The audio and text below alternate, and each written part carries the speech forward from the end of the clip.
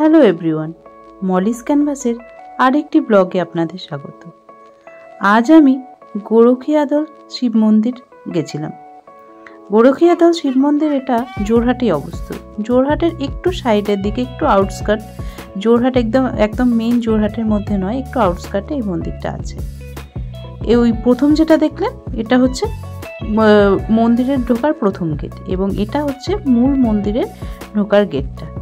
এবং এবার মূল মন্দির হয়ে আমরা প্রবেশ করছি। যেহেতু মন্দির, আশেপাশে সমস্ত পূজার সামগ্রী এখানে বিক্রি হচ্ছে।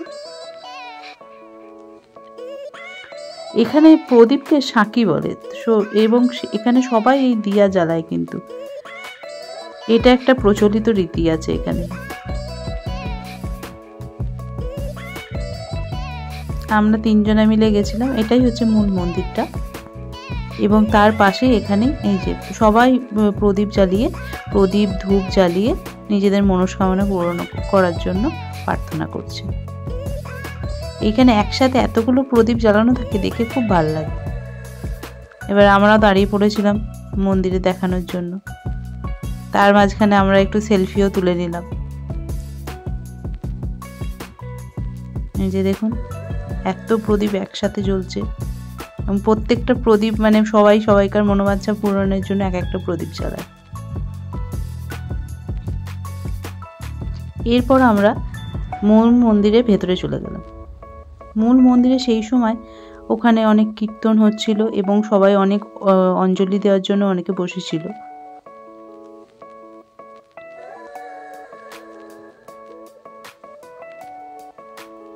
এই যে চলে যাচ্ছি সামনের দিকে, এই সামনের এখানটাই হচ্ছে শিবের মূল মন্দিরটা। মূল মন্দিরের ভেতর যে মূর্তি, সেটা আপনারা দর্শন করুন। এটা শিবরাত্রি বলে এইখানটা পুরোটা ঢাকা দেওয়া আছে বলে হয়তো পুরোটা বোঝা যাচ্ছে না, কিন্তু এটাই প্রতিমাটা। এখানেও সবাই প্রদীপ জ্বালিয়ে রেখেছে।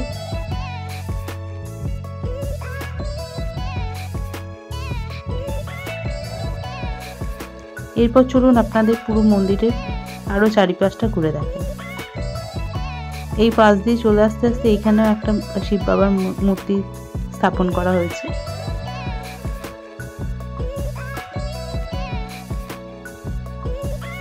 এখানে এত কটা প্রদীপ একসাথে জেলে আমার এই দৃশ্যটা সত্যিই খুব ভালো লাগে।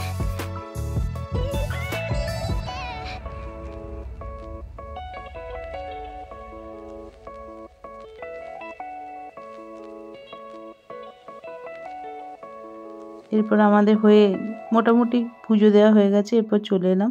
এখানে এসে একটা নতুন ইন্টারেস্টিং দেখলাম।